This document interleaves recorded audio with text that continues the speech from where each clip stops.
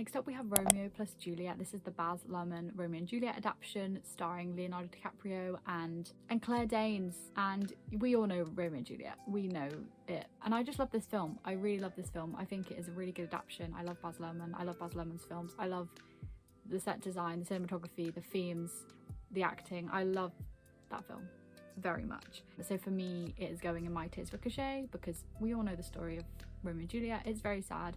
I do find it really sad. I cry at the end. I think the performances are really good as well, especially actually Claire. And yeah, it's going in My Tears Ricochet because I find it really, really sad. But I think it's not in the top tier because I find it really, really sad, but I'm also enjoying myself so much that it's like it can't possibly be sobbing, crying, throwing up because I am having such a good time despite what's going on. I love that movie so much. So yeah, My Tears Ricochet for Romeo plus Juliet. Next up we have Marriage Story. I love Marriage Story so much. So this is the film about a marriage that breaks down essentially, and it is Adam Driver and Scarlett Johansson. And I love this movie. I think it's so interesting to see the breakdown of a marriage when two people still have love for each other but they're not in love anymore, and that is also a sad thing. But I'm going to put Marriage Story in okay because it touches me, it definitely does, and I feel this real bittersweetness of kind of they're moving on with their lives but they have to grieve what they had. I feel this bittersweetness.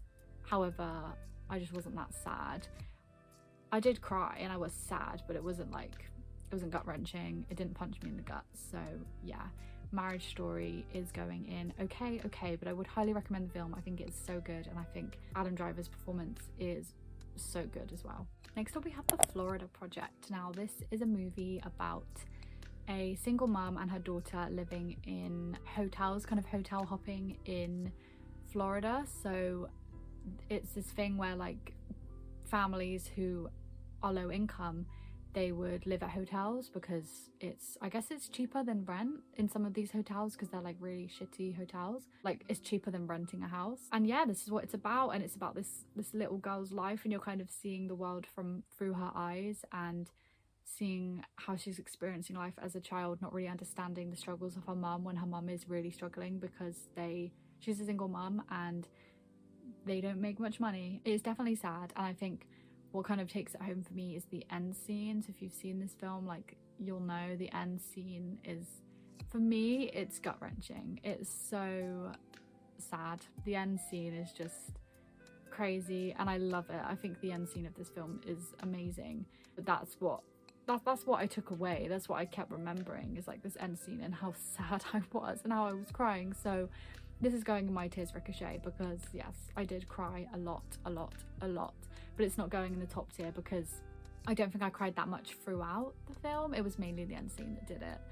So it wasn't like I was like throwing up, sobbing the whole time, mainly the end scene. So yeah, this is going in My Tears Ricochet. Next up we have Interstellar. Now you should know what Interstellar's about, but it's essentially Matthew McConaughey is a dad who used to be an astronaut, and essentially he gets sent on this mission into space to try and find another world that is habitable for Earth, for humanity, because our Earth is dying. Like they have all these like dust clouds and like it's going really wrong down there, so they need another place to be able to live.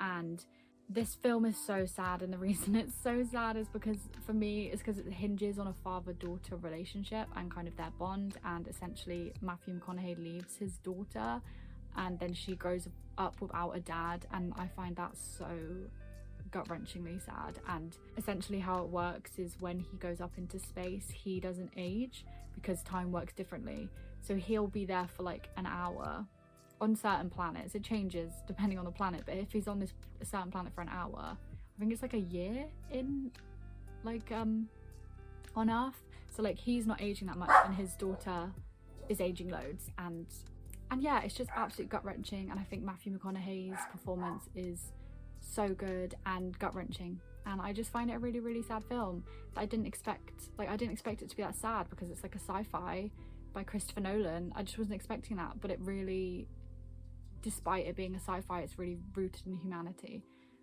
Actually, I take that back. A lot of sci-fis are extremely rooted in humanity.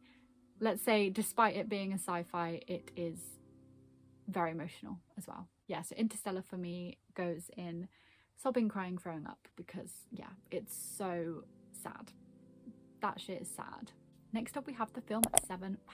Now this is a film starring Will Smith, and bear with me because it's been a while since I watched it, but I'm pretty sure it's a film, I don't know where he fits into this life. It is a lot about people who need organs, who need donors. It's a lot about that, and I can't remember where he fits in, like if it, because he dates someone who needs a heart transplant, I think. So I don't know if that's literally his in through her. I can't remember because it's been such a long time and I do not care to watch this film again.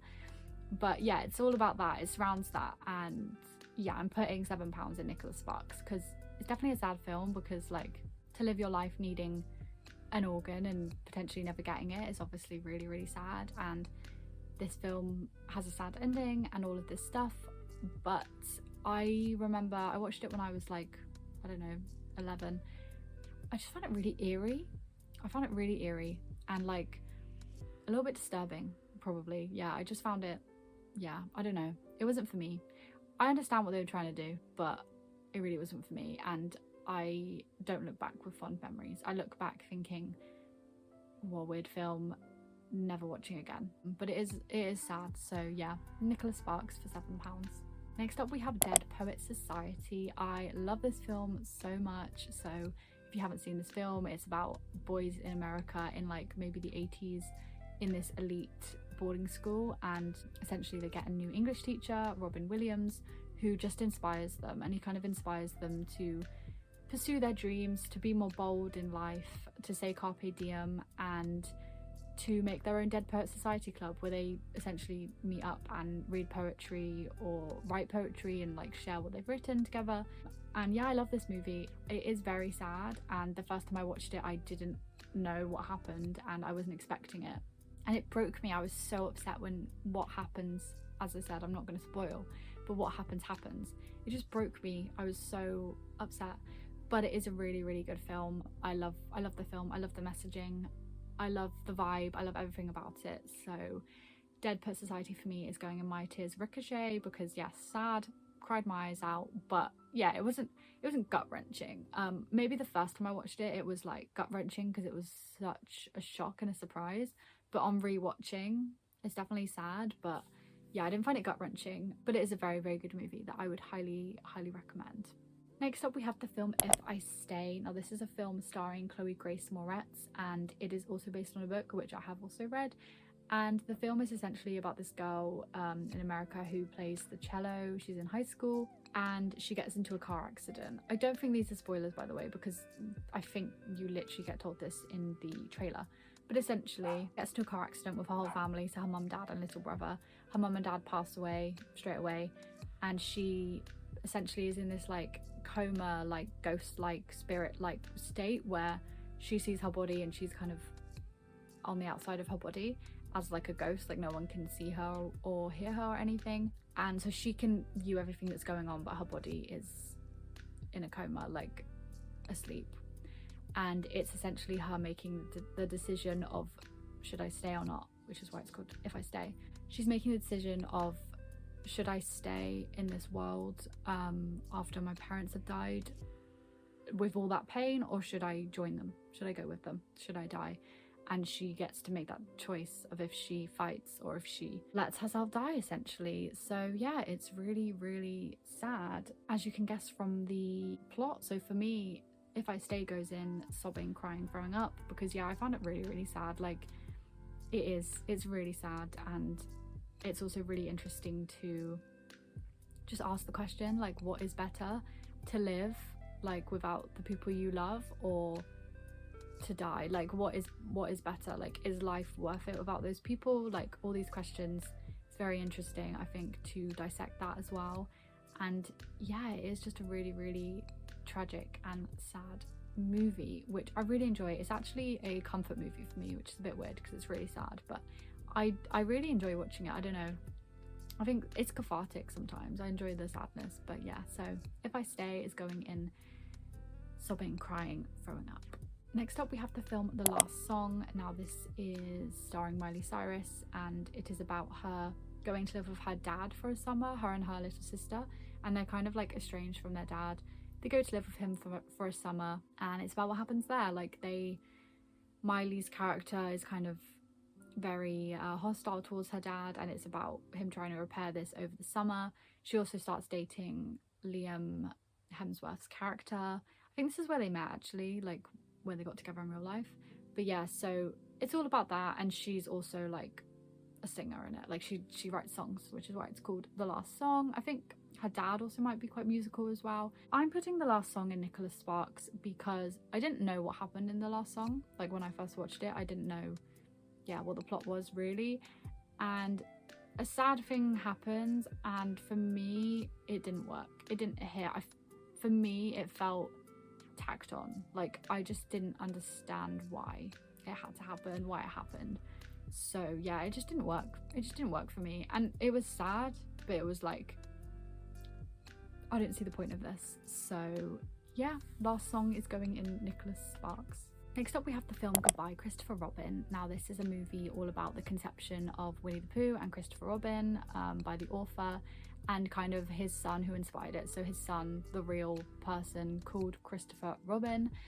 And yeah, this film is sad because it kind of looks at how this being kind of like the inspo for Winnie the Pooh actually ruined this child's life, and the effect of that, and how this child basically grew up his whole life thinking that his dad didn't really love him and kind of viewed him as this commodity. And yeah, it's really, really sad. Yeah, I just find this film really sad because it is, like, it's so sad, and the performances are really good and really make me feel the sadness that this boy was feeling, to be kind of held, to be compared to Christopher Robin his whole life, and like, yeah, to feel like his dad didn't love him. Like, that's just very sad. So Goodbye Christopher Robin is going in My Tears Ricochet, because the tears definitely ricocheted on this one. Next up we have The Book of Henry. Now this film stars, I don't know his name, but he plays Bill in It, so he's the main guy in It, but it stars him, and it's essentially about this boy Henry who is like a genius, and it's him, his little brother, and his mum. His little brother also is played by this boy who I think is so insanely talented. After seeing him in The Room, he blew me away. But anyway, so he's in it as well, and it's about this boy who's a genius. I can't tell you what happens without spoiling it, so I'm not going to, because I feel like a big part of the sadness for me was the shock that what happened, so I'm not going to tell you. But basically something sad happens, and it's really sad. And yeah, I think the two boys, the two brothers, they're being raised by their single mum, and then they have a neighbour who Henry suspects is being abused by her dad. And yeah, it's all about this, and then a sad thing happens, and yeah, the characters have to deal with that and kind of rectify it and move forward despite what's happened. And yeah, it's really, really sad, like really sad. And I think the performances are really good, especially by the boy who plays Henry. So I'm putting in The Book of Henry in My Tears Ricochet because yeah, I cried a lot. The only reason it's not going in sobbing, in crying, sobbing, throwing up is because I don't actually think it's that good of a movie. Like, it's low-key kind of bad, but also like I enjoy it, but I think it's low-key bad. It's low-key a bad film, but I enjoyed it, and the like thing that happens, because I didn't expect it, really got to me and really made me upset. So yeah, it's going in My Tears Ricochet. Next up we have the film One Day. I feel like this is very topical with the TV show coming out. So I have read the book One Day, and I watched the film when I was like, when it came out, whenever that was, 2008 or something, so I was 8, and I hadn't read the book at that point, and I hated this film because, as I said, I hated sad things when I was younger. Yeah, I hated it. I just hated it. I was like, what the hell was the point of watching this whole movie? Like, why did that happen? And again, I'm not going to spoil. But yeah, I've read the book, and I then rewatched the film. I think I appreciate the film more after reading the book. I did enjoy the book, but it wasn't like my favourite ever. Like, I wasn't like, oh my god, this is a like phenomenal or anything, but I did enjoy it.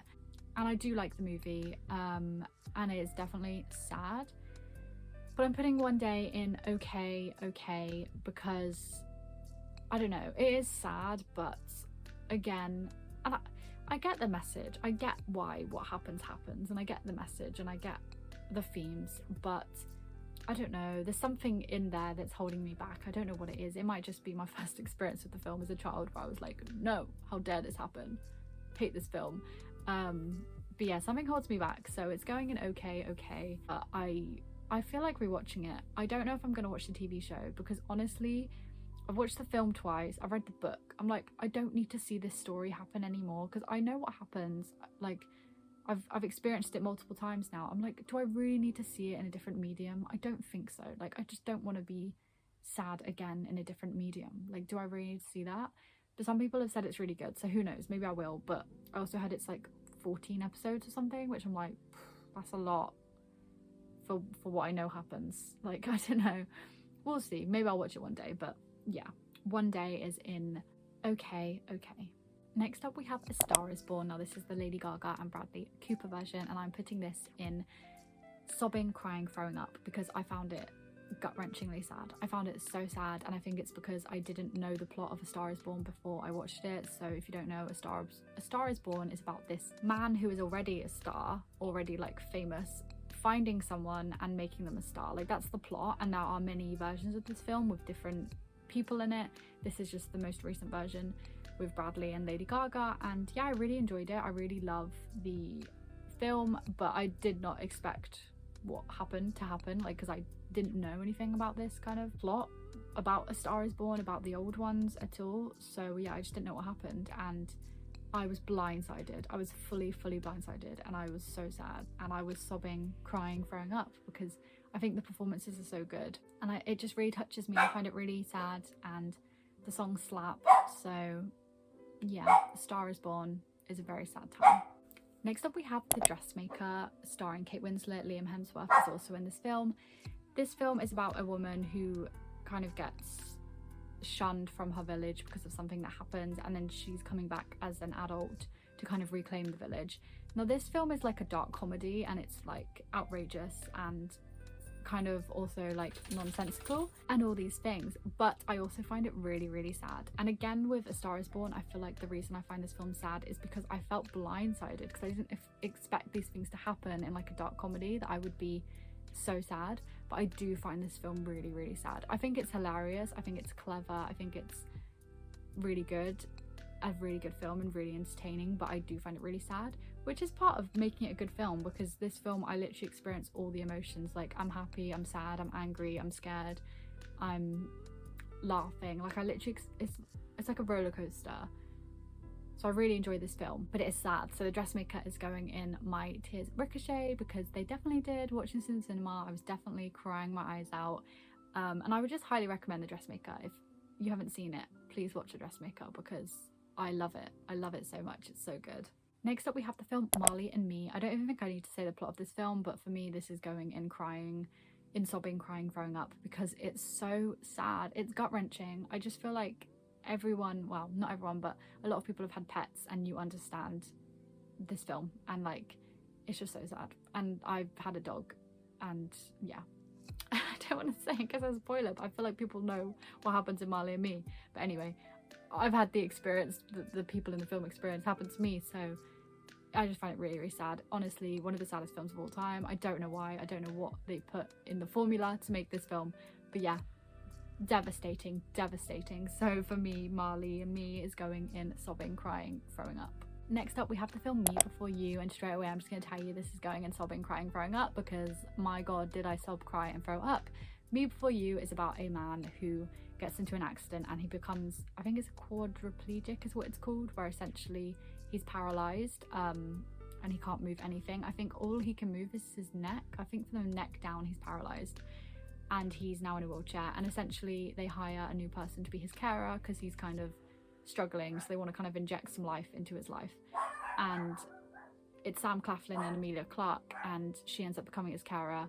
She's this like really bubbly, nice person, and they end up falling in love. And I'm not going to tell you what happens, but it's an outrageously sad film, and I watched this in the cinema, cried my eyes out, sobbed. Like, I found it so sad. I find this film so sad, but it's also really enjoyable. Like, it's a really nice journey, I think. And yeah, just I enjoy my time, even though I'm so sad. Like, it is so bloody sad. And I've read the book.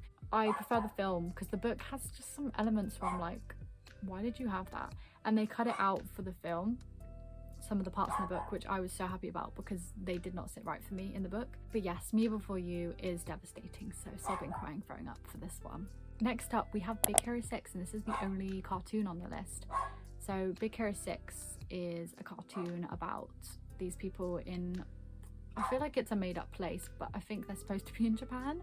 Can't remember what the city's called, but it's these two brothers who their parents died and they live with their aunt, and essentially the oldest brother goes to like this MIT-esque university. The youngest brother doesn't really know what he's doing with his life, and then he's like, oh my god, I'm going to join you at university. And then things happen, and the brother makes this like Baymax big inflatable guy, which I'm sure you've seen, and essentially the little brother decides to use this Baymax to kind of help people and be a superhero, and he makes a superhero team called Big Hero 6, and that is the plot. I love how I'm like so seriously explaining this literal cartoon movie for children, but Big Hero 6 goes in my tears ricochet for me because it's my favourite cartoon, number one, favourite animated movie, and number two, it's sad as hell. It's so sad. I was crying so much in this film. Like, it's sad because of the things that happen, but it's also sad because of like the scenes and like the breakdowns that people have. Like, I just find it so sad. I find it gut-wrenching, and yeah, just so sad. I really like it. I really enjoy it. I think it's a really good movie, but yeah, I find it really sad. So Big Hero 6 is going in my tears ricochet. Next up, we have Aftersun. I've talked about this film before on my channel, so it'll probably be no surprise to anyone that is going in sobbing, crying, throwing up, because Aftersun is gut-wrenching. Like, if you wanted the definition of a gut-wrenching movie, it's Aftersun. It's so devastatingly sad. So it's essentially this woman in her 30s looking back at the last holiday she ever shared with her dad when she was like 11. I can't remember how old she is, but she's around that age. She's looking at the last holiday she ever shared with him and trying to kind of like dissect it to get any hints at what he was going through and him as a person, essentially, because on that holiday I think he turned 30 and she's now turned 30, so it's kind of like parallels between their two lives. And yes, this film is just gut-wrenching. It's so sad. It's so sad. I cry my eyes out every time. It's just, oh my god, so sad. The performances are amazing. Paul Mescal plays the dad, and it's too much for me. And also it's based on a true story, so it's like, that's even worse, and now I'm even more sad. So sad. I think just the filmmaking and the storytelling, the way it's told, is so masterful, and it really gets that gut punch to you, the way that it's told. The soundtrack is really good and adds to the sadness as well, and the performances and everything, just, it's all crafted and tied up in this way to have the biggest impact on you, in my opinion, to have the biggest punch in the gut on you, and it definitely did that for me, and I find it gut-wrenching, like so sad. Probably like the saddest film I've ever seen for me, because I find it gut-wrenching, and it also relates to aspects of my life. So yeah, for me personally as well, it's a bit too much, actually. Yeah, so that is Aftersun, just the saddest ever. Getting closer to the end now, so my next film is The Book Thief. The Book Thief is based on the book, and it is about a little girl in Germany in World War II and her experiences of that life. And the book itself is narrated by Death, which kind of tells you all you need to know about sadness levels. And the film does use a bit of this as well, like has a little bit of like narration from Death and stuff. And this film is, yeah, it's really sad, because of course it's showing like the realistic life of civilians in World War II, and yeah, it's really sad. The book is really sad and really good, and I think the film is really good as well, so I would highly recommend the film as well. But definitely bring tissues, because it's a doozy, definitely. So for me, The Book Thief is going and sobbing, crying, throwing up, because yeah, that's what I was doing. It's so sad, and can't go into it without spoiling it, but yeah, like it's devastating. It's definitely devastating. So yeah, that's The Book Thief. Next up we have a more newer film, and this is the film All of Us Strangers, and I watched this at the cinema, and a lot of people on like TikTok especially were saying, oh my god, it's so sad, it's so sad. So I went into it being like, this is going to be amazing, because I love sad films, by the way. So I was like, this is going to be amazing, I'm going to be so sad, I can't wait. It has Andrew Scott and Paul Mescal as the two main characters. I love both of them, so I was like, this is going to be so good. And I didn't find it that sad. Like, I did not find it that sad. Like, I was disappointed with how sad I was. And I'll tell you the plot, and again, I don't think it's spoilers, because literally if you just Google the synopsis, like you'd see this, so I don't think it's a spoiler. But essentially it's this gay man who, his parents died when he was younger, and he's kind of like thinking about that, and he visits their house that they used to live in, and he finds his parents still living there. Obviously they're not really there, but he finds them still living there, and like it's all about him like reconnecting with his parents as now an adult, because obviously they died when he was young. And yeah, like the premise itself, it sounds sad, like it does sound sad, but when I was watching it, it wasn't as sad as I thought it would be. I think mainly what this film is for me is it's really eerie. Like, I found it really eerie, and I was almost scared. Like, I didn't know what was going to happen, and I was really scared. But I don't know if this is intentional, but I think if it was intentional, then like that's really good, because I do think that, like, I just found it really scary and eerie. But I think that is what life would be like if you lost your parents as a child. Life would be very scary, or like you'd feel really scared at the beginning, because like of course you would, like you've lost your parents. Like, yeah, I found it really eerie and less sad, I would say. But I will say, while I was watching it, I was kind of like, this isn't sad. And then as I like left the cinema and thought about it some more over the coming days, it grew on me. So I'm putting it in my Tears Ricochet, because like I did cry, and it is sad. But yeah, it definitely, I think it just has a different level of like sadness that's like, it's just this deep like underbelly of sadness, because it's like parental death is just horrific, and like especially when you're young, like it's just, yeah, it's such, I feel like it's just very difficult subject matter and really tough thing to grapple with. But there is another thing that happens in the film which I didn't really like I was kind of like, why did that happen? Like, I didn't really understand that. But then I did find out it's based on a book, which I was like, okay, that makes sense then. Like, it wasn't the filmmaker being like, and then this is gonna happen. Like, it is literally a book. So I feel like I need to read the book, and I feel like the book will probably perpetuate some of those eerie vibes I was feeling, which will probably make more sense. But yeah, it is sad, but it's just like, I don't know, it's this deeper like level of just like you're so scared, you're so sad that you're scared. Like, it was really weird. It almost has a similar vibe to After Sun for me, except After Sun, like, I was extremely sad. Like, thinking about it after watching it, there's definitely this like feeling in your gut of like just dread, like just like, oh my god. And I feel like this film did give that.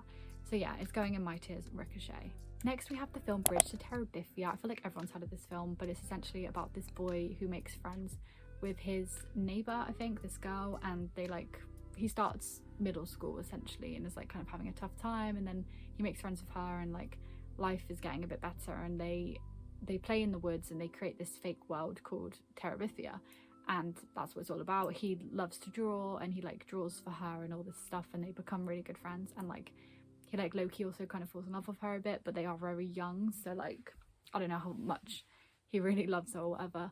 But yeah, this film is really sad, because then like a sad thing happens and it's sad. And again, I watched this as a child, and I was just like, I hate this because it's sad, and like, where was Terabithia? Like, I was like, I want more of that, I don't want this sadness. And I rewatched it as an adult and was like, no, this is actually a good film, like it's really good. I just feel like it's the type of kids film where the messages are almost deeper than a kid can understand, because it is marketed as a kids film, but actually I don't think it is. Like, I think it's for adults, really. Like, me as a kid, I did not get it, I did not understand, and then watching it as an adult, I was like, this is actually really good portrayal of like just like friendship and life and grief, and I really enjoy it.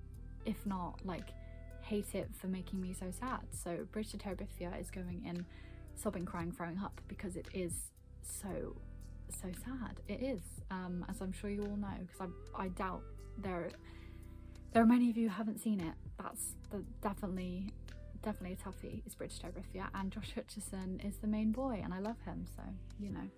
Okay, we're on the final 2 films now, and next up we have the film Priscilla. So this is the new Priscilla that came out, and I'm putting Priscilla in my Tears Ricochet because I definitely cried my eyes out. I found it really, really sad. I think for me, I just felt such profound sadness for Priscilla that she like went through this, because the film like really shows like her relationship with Elvis, because it's based on the book that Priscilla herself actually wrote, and it's just so sad just to know that she went through this. And like I also think it's really sad that like, and obviously I don't know this, and I don't think any of us could ever definitely know this except like Priscilla and Elvis themselves, but the way it comes across is it comes across that like Elvis was Priscilla's entire life and she loved him so much, and he like didn't even care about her. Like that's what it comes across as, and that is so sad that like she gave so much of like time to him and like it wasn't reciprocated essentially. I just found it really, really sad. And yeah, like the toxicity of the relationship, like the fact that she had to endure it, like I just, all of that just made me very sad and feel very sad for her. But I am so happy that this film was made, and made when she was still alive, and that she could, I don't know, hopefully get some like catharsis from this, and hopefully just like tell her story a little bit, because it's an insane story that she has. And I would recommend the film. I think it is a really good film. And yeah, my tears ricocheted, so that's where it's going. Now we have the final film. Now my throat, I'm literally losing my voice. I feel like I've been talking for so long, so many sad films to talk about. But the final film that I'm going to be talking about is The Iron Claw. Now The Iron Claw is going to be going and sobbing, crying, throwing up for me. I watched this quite recently, and again, there's gonna be no spoilers, but this film is so sad, and it's a true story, which is just like even sadder that it's a true story. Yeah, it's so sad. Just the story, what happens is so sad. Yeah, I think the performances are really good. The performances really aid that. Zac Efron is really good. Like he definitely is the main character, and like he carries it very well. And yeah, just the way it's told, the cinematography, like the vibes of the film are really nice and really good, but it all aids to the sadness as well that you ultimately end with when the film ends, or at least I did. And yeah, just it's gut-wrenching, it's sobbing, crying, throwing up, because it is so sad and a true story. And you watch it and you just can't believe that so many tragedies have happened to one family. Essentially, it's a true story, but like they even cut parts out of the true story because the true story was too sad that they had to cut things out for the film. It's like, that is insane to me. And yeah, just crazy. It's just so sad, but I do think it's a really good film, so yeah, I would recommend. But yeah, definitely bring tissues, because yeah, you'll need them. You'll definitely need them. Yeah, and I just know way more about wrestling now when I never knew anything about it before, so that's interesting. So yeah, that is The Iron Claw going in sobbing, crying, throwing up. So that is the end of my list. Those were all of my sad films ranked. My voice is going. Yeah, I feel like I've spoken for so long, but that was really fun. I really love sad films. I do. That's why I wanted to make this video. I really love sad films. I've clearly watched quite a few, and like the films that are in the top category, I hope it didn't come across as like those are the worst, because that's not what I'm saying. I'm saying that they're just the saddest, but they are probably also the ones I like the most, because I love movies and cinema that makes me feel. So if I find a film gut-wrenchingly sad, I'm probably gonna like the film because it's evoked something within me. Like it's made me sad, and I really enjoy that, and I find it very cathartic. Sometimes it goes a bit too far. Like for After Sun, it's like I couldn't keep watching it forever and ever because it probably wouldn't be very healthy for me. But like most of them, it's like it's a little bit of catharsis. But yeah, that was my list. Let me know what other sad films I should watch, because I do really enjoy sad films. You have to be in the right mood for it though, but I do really enjoy sad films. Yeah, and I wonder if you agree with me or not, and hopefully maybe you found some new films here that you hadn't seen before, if you like sad films, that you can now add to your watch list. But yeah, thank you so much for watching. I'm gonna go now because yeah, my voice is literally disappearing, so I need to stop talking. But yeah, thanks so much for watching, and I will see you next time. Bye.